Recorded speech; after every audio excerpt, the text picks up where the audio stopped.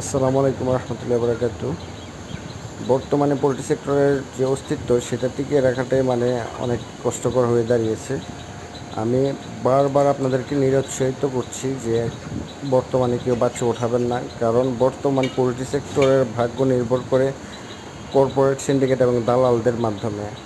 আপনি আপনার শ্রম, আপনার অর্থ, আপনার সর্বোচ্চ দিয়ে আপনি 1 থেকে 30 দিন আপনি এক এক কেজি ব্রয়লার উৎপাদন করতে যে জায়গায় 150 থেকে 160 টাকা 65 টাকা খরচ হয়, সেই ক্ষেত্রে আপনি ওই রেডি মুরগির মূল্য 128 থেকে 30 টাকা বিক্রি করাটাও আমাদের জন্য কষ্টকর হয়ে দাঁড়িয়েছে।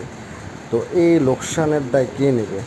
তো বর্তমানে আজকের দিনে যারা লোকসান হচ্ছে, যারা খামার করে ক্ষতিগ্রস্ত হচ্ছে, কালকের দিনে যে আপনার উপরে এই বিপদ আসবে না সেটার কি কোনো নিশ্চয়তা আছে? সেটার কোনো নিশ্চয়তা নেই।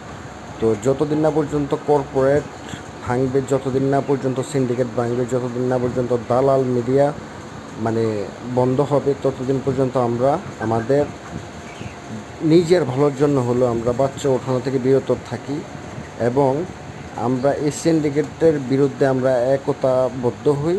কারণ যদি এই সিন্ডিকেট এবং কর্পোরেটের উপরে যদি আমাদের ভাগ্য ছেড়ে দেয়, তাহলে আমাদের ভবিষ্যৎ অপেক্ষা করছে সিন্ডিকেট কর্পোরেটের দাসত্বের। ঠিক আছে?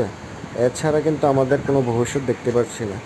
যখন লোকসান হয় তখন কিন্তু কর্পোরেট এবং সিন্ডিকেট কিন্তু আমাদের লোকসান পূরণ করে না। বা আপনি যখন ঋণ করে যখন আপনি খামার করতে আসেন, আপনি যখন লোকসান হয় তখন কিন্তু আপনার ঋণও মকুব হয় না। তো আমরা কোনো দিক থেকে সুবিধা পাচ্ছি না, আমরা সব দিক থেকে আমরা ক্ষতিগ্রস্ত হচ্ছি। সো বাচ্চা ওঠানো থেকে বিরত থাকুন, সবার ভালো করুন।